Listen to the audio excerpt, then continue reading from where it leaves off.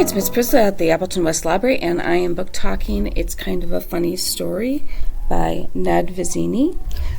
This is about a boy named Craig, who is 15 years old. He's living in New York City. He is struggling with depression. So the majority of this book actually takes place in the mental health wing of one of New York's hospitals, because Craig is going through a difficult period, definitely a spiraling period where he feels suicidal.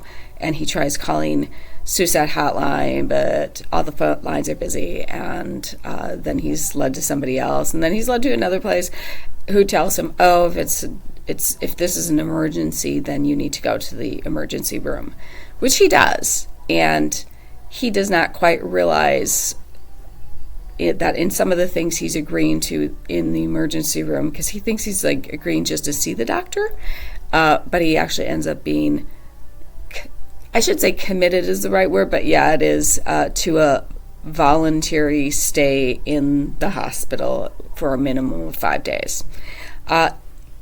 So the majority of this book takes place in the North Wing,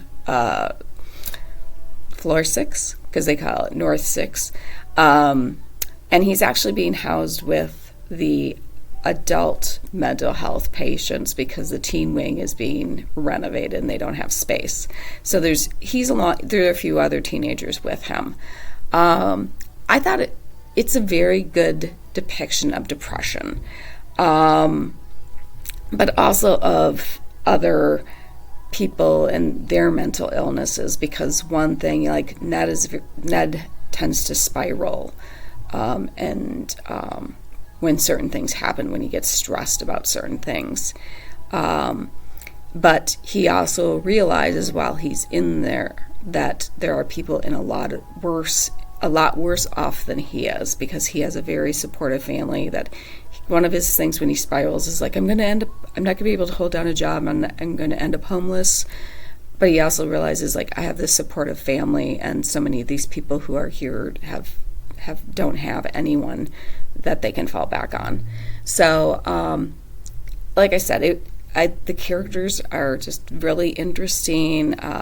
Craig is really interesting. I really felt for him. Like, sometimes there's times when you're like, you want to tell him like to stop, but I also know, like, they can't. If you have depression or another mental illness, you can't stop the things that your mind is doing. The other thing is I kind of like the cover art, because our character Craig likes to draw maps since he was a little kid, and he starts doing that in an art class while he's being hospitalized, and somebody says it looks like a brain, and so that's kind of a therapeutic thing to him, because he starts to draw